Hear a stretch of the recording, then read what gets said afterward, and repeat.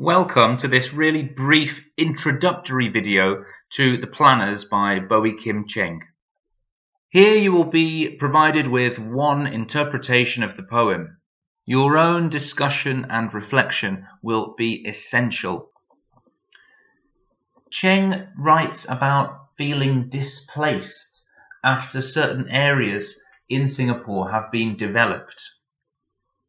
He discusses this continuous cycle of progress that repeats itself through history. And we come away from the poem really reflecting on what progress means to us. What do we want progress to look like in the future? And I think this question is a very important one in 2021. I'll just read through the poem one time so that you can hear it read aloud. This is The Planners by Boey Cheng. They plan, they build. All spaces are gridded, filled with permutations of possibilities. The buildings are in alignment with the roads, which meet at desired points, linked by bridges, all hang in the grace of mathematics. They build and will not stop. Even the sea draws back and the skies surrender. They erase the flaws, the blemishes of the past, knock off useless blocks with dental dexterity. All gaps are plugged with gleaming gold. The country wears perfect rows of shining teeth, anesthesia, amnesia, hypnosis. They have the means. They have it all, so it will not hurt, so history is new again.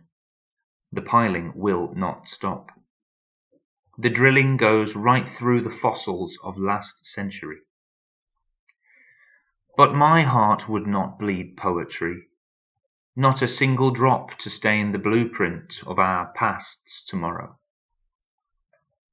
From looking at the poem on the page, we can see that there are 3 stanzas of unequal length, 9 lines followed by 10 lines followed by 4 lines. Each line has a different length to it, and the poem on the page looks quite uneven, which is in stark contrast to the content that is being discussed. Buildings and roads are all described as being aligned with one another. All the spaces are described as gridded, and there's a whole mathematical description of the city. So perhaps Cheng is being slightly rebellious in writing in this unstructured manner. Here are some questions on the screen. Why don't you just pause the video at this stage and spend 5 or 10 minutes just jotting down some notes answering these questions. This will help you formulate your own interpretations before we jump into mine. Once again, if you'd like to follow this as a series of activities, you could pause the video now and you could answer these 6 questions, developing your own interpretation. And you might want to repeat the process here and here. And what do you think? Are cities hyper-organized, soulless machines, or are cities technological wonders filled with opportunity? In the first line, the planners are introduced. They're referred to as they, which provides some distance between the speaker, which we can interpret as Cheng, and the people building these cities. They are anonymous. They are a kind of force, a group of people carrying out this never-ending cycle of development. I interpret these first couple of lines as Cheng being quite critical of this style of development. And this is reflected in the monosyllabic opening couple of words. They plan, they build. Dum, dum, dum, dum. It's quite an ominous, mundane sort of pattern of sound. And I think if you ever get a bit tangled up in this poem, just come back to those first 4 words and those 2 minor sentences there. They plan, they build, because these 2 words really sum up the whole poem. All spaces are gridded. The entire city has been mapped out and planned on a document beforehand. And this idea of a blueprint is going to be referenced again later in the poem. I think this initial line gives us a sense of claustrophobia. Ask your maths teachers about what permutations means. Generally, it's an arrangement of objects in a linear sequence or order. So here we understand possibilities as being slightly ironically used, because possibilities for me shouldn't be so restricted in this way. There's a sense of order to this city planning. It seems ironic to describe this environment as graceful, and then we see that monosyllabic structure return: they build and will not stop.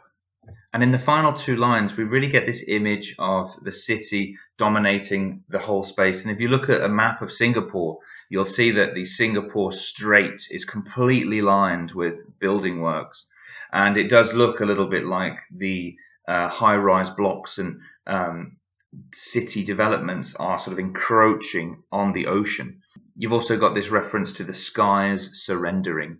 So not only are the planners building outwards, touching the sea, they're also building upwards, higher and higher and higher into the clouds.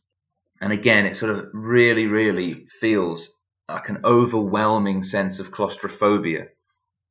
And I can understand Cheng's point of view about feeling a sense of loss and sadness for places that he may have encountered throughout his life that have now been replaced with further development.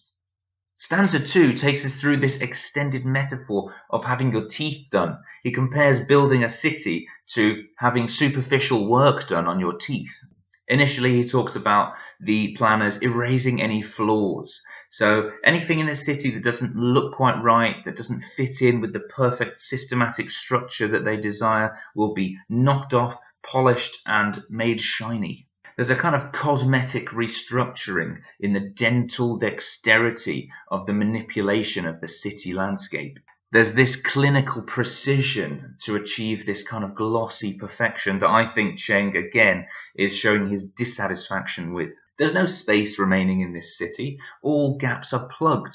And he talks about them being plugged with gleaming gold. The country wears perfect rows of shining teeth. For me, this level of perfection seems unnatural. A really, really powerful line in the poem, perhaps the most powerful line. If you think about what these three words mean: pain relief, memory loss, delusion. Are we anesthetized to any feelings of loss or any pain about this change in the landscape? Are we suffering from amnesia? Hypnosis could be seen as a kind of delusion. Are we deluding ourselves about progress? Are we really making progress when we think about the way we are developing our cities? The planners are referred to here again as they. They have the means. They have it all, so it will not hurt. I think Cheng is referring to the skill in which people develop cities right under our noses, perhaps without us even noticing sometimes. Or perhaps he's saying that city development is just something we expect. In every big city, you're forever seeing cranes and big building works going on. And we just take it for granted that that's normal and that that's part of everyday life in the city. A city development's a bit like a trip to the dentist. It's a routine procedural upgrade. History repeats itself and repeats itself and repeats itself over and over again, layer upon layer of change and perhaps, in Cheng's view, of loss.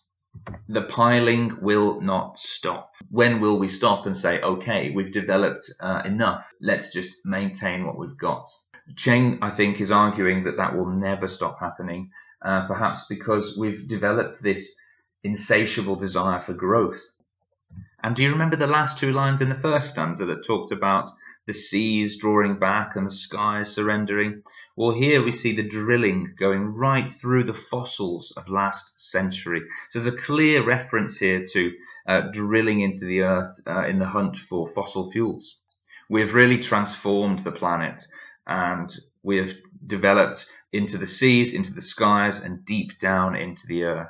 And again, I think Cheng is opening our eyes to this reality.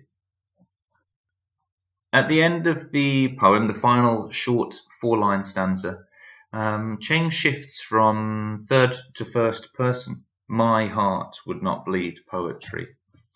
He kind of feels sarcastic, in my opinion. The speaker is not really going to attempt to change the plans for the city. He could be suggesting that he has also become somewhat hypnotized by modernization, or maybe it means that he has become saddened that there's no room for poetry in this sanitized version of reality. Cheng talks here about bleeding poetry. So this suggests that poetry is caught up in his identity, part of his very being. He could be saying that there's no room for his identity and his poetry in this sort of sanitized version of reality. There's no room for him and the blood that runs through his veins that contains poetry. There's no room for him and many people like him in this city landscape. The final oxymoron, our past's tomorrow, perhaps mirrors this constant flow of time. There is no static present moment. Everything is flowing and moving and developing all the time. And just a final note on the collective use of our. We share this collective past and we'll share a collective future. So that was just a very brief walkthrough of the poem with one interpretation of a few of the lines. There's obviously a lot more that you can bring to this through discussion, reflection, research, and thinking. Next, you might sit down and think, okay, I'm going to organize my thoughts in the form of an essay. Now, an essay has to argue something. It has to have a point to it. So here, how does Boey Kim Cheng criticize modernization in his poem The Planners?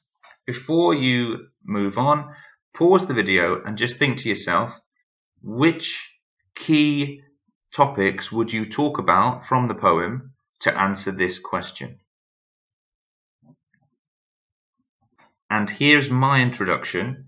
Cheng portrays modernization as destructive, sterile, and unstoppable. So that's going to be my thesis, the thing that I'm going to cover throughout the essay and the thing that I'm going to argue for. Then I'm going to just go through some of the techniques he uses. So in my second sentence in the introduction, he conveys our present day as eerily dystopian through an extended metaphor and a range of startling images. So those are things that I would cover in this essay. Although Cheng seems to criticize modernization, he also appears to accept it as inherent to our collective human experience. So then I'm sort of moving on to Cheng's message that I'm also going to be considering as I analyze his use of language. What is he trying to actually say?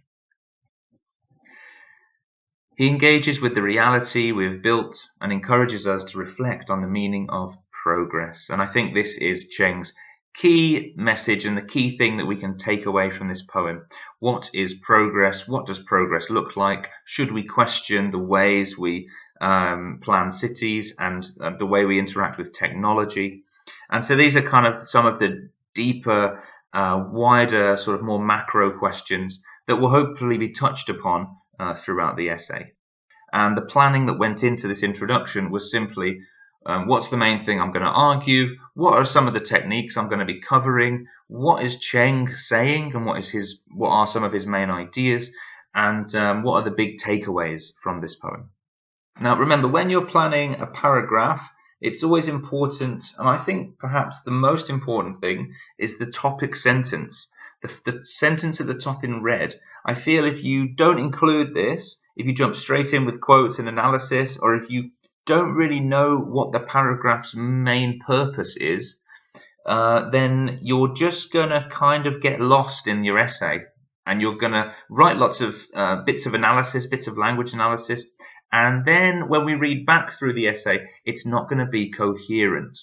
So if you've got topic sentences at the start of each paragraph, they kind of act as a title for the paragraph, and it just gives you a clear idea of what you are trying to achieve in the paragraph. And we do sometimes forget the purpose of the paragraph. So if you've got it at the top very crystal clear and you've consciously decided on that topic sentence, you can always just refer back to it and think, am I going a bit too far off the topic here, or am I keeping my essay nice and focused? So have a read through my paragraph and you can do your own kind of judgment of it. Do you think that I stayed on topic? Did I focus? Or did I digress slightly? Another thing that you might want to consider when you're writing one of these paragraphs is the use of quotations.